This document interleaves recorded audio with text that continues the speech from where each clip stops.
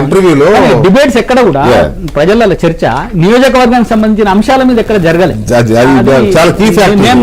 నేను నా ఇంటర్వ్యూలో కేటీఆర్ గారిని అడిగాను, మీరు రైతు బంధు అని అదని మాట్లాడుతున్నారు, జూబ్లీస్ లో రైతు బంధు గురించి చెప్పడం వల్ల పెద్ద ఏంటంటే నేను రైతు బిడ్డను కాదా మీరు రైతు బిడ్డను కాదా అన్నారు ఆయన. నిజమే, మనం రైతు బిడ్డలమే, కానీ జూబ్లీస్ లో ఉండే వాళ్ళు ఇప్పుడు ఇందాక మీరు అన్నట్టుగా షాపుల వాళ్ళు, స్ట్రీట్ వెండర్స్, కార్మికులు వీళ్ళుంటారు. కానీ సో క్యాంపెయిన్ కాంగ్రెస్ పార్టీ కూడా కొంత డెలవిట్స్ సామ్ చేసినట్టే కొంత ప్రచారం అంతా ఎక్కడో జూబ్లీ హిల్స్ లో మీరు చూస్తే ఇది ఒక డైరెక్ట్ కాంట్రాస్ట్ ఉన్న ఓటర్లు ఉన్నారు.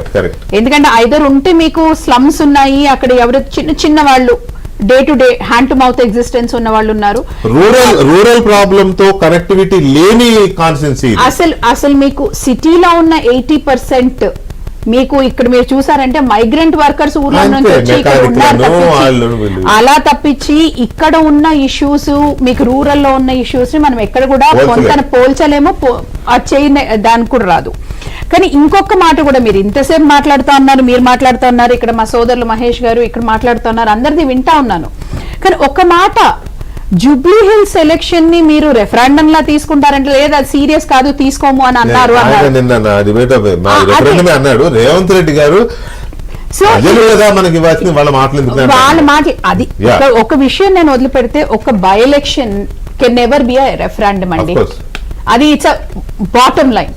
నాలుగైదు ఉంటే అనుకోవచ్చు, కానీ ఒక్క ఎలక్షన్ లో మీరు పట్టుకొని మీరే కదా ప్రచారం చేశారు ఇది రేవంత్ రెడ్డికి మారిపోతుంది సీన్. ఇప్పుడు నేను ఇంకో మాట చెప్తున్నానండి, ఇక్కడ ఓపెన్ గా చెప్తున్నాను, ఒక బై ఎలక్షన్ లో గెలిచినంత వల్ల ఓడిపోయినంత వల్ల అక్కడ పడే ఫరక్ ఏం లేదు. ఓడిపోతే రేవంత్ రెడ్డి పదం ఊడిపోతుందని ప్రచారం చేసింది బీఆర్ఎస్.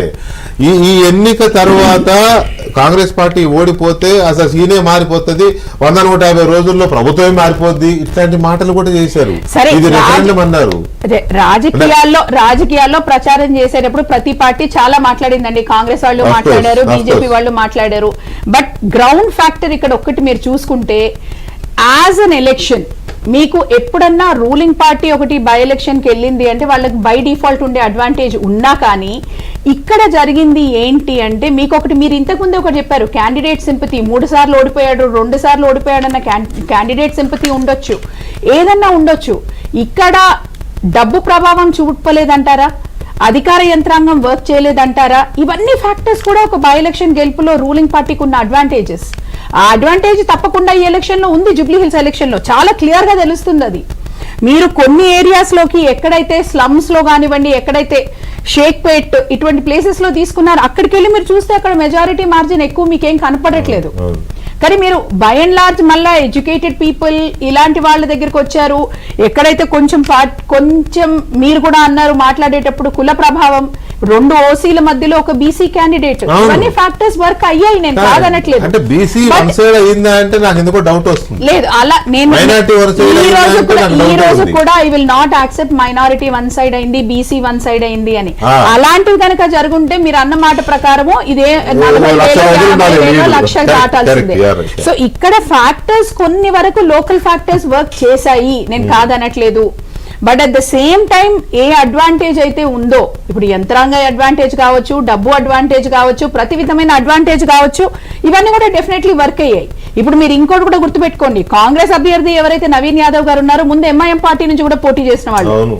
సో అక్కడ కూడా దో ఎంఐఎం 100% వర్క్ చేసిందా బీఆర్ఎస్ కాంగ్రెస్ కి అన్నది క్వశ్చన్ మార్క్ నేను నా సైడ్ నుంచి పెడుతున్నా. కానీ ఇప్పుడు నవీన్ యాదవ్ గారు ఒకసారి ఎంఐఎం నుంచి పోటీ చేశారు కాబట్టి వాళ్ళకున్న కాంటాక్ట్స్ ఉంటాయి, అవన్నీ కూడా they would have work for him. కానీ మీరు ఒక్కటి గుర్తుపెట్టుకోండి, ఈ ఎలక్షన్ లో ఫస్ట్ టైం నేను చూసిన ఎలక్షన్ లో కనీసం అభ్యర్థి ఫాదర్ ని బైండ్ ఓవర్ చేసే పరిస్థితి ఉంటుంది. అలాంటి ఫ్యాక్టర్స్ ఉన్న తర్వాత కూడా ఈ రోజు అధికార పార్టీ విషయం ఇంకోటి చెప్పనా, నేను అధికార పార్టీ నాయకుడైనా కూడా అధికార పార్టీ నాయకత్వంలో ఆయన బైండ్ ఓవర్ చేశారు. ఆయన బీఆర్ఎస్ లో ఉన్నప్పుడు ఎప్పుడు ఆయన బైండ్ ఓవర్ చేయాలా? ఆయన ఇప్పుడు రౌడీ షీట్ అని ఆలోచిస్తున్న బీఆర్ఎస్ పార్టీ చేసిన ఈసీ దాంట్లో ఇచ్చిన దాని ప్రకారం చేశారు. ఈసీనే కానీ కానీ వాట్ ఎవర్ ఇప్పుడు ఒక అభ్యర్థి ఫాదర్ మైండ్ ఓవర్ అయ్యారు, ఇటువంటి ఫ్యాక్టర్స్ ఉన్న తర్వాత కూడా అది వర్క్ చేయలేదు అంటే టు వెరీ లార్జ్ ఎక్స్టెంట్ మనం చూడాల్సింది ఏంటంటే అదర్ ఫ్యాక్టర్స్ వర్క్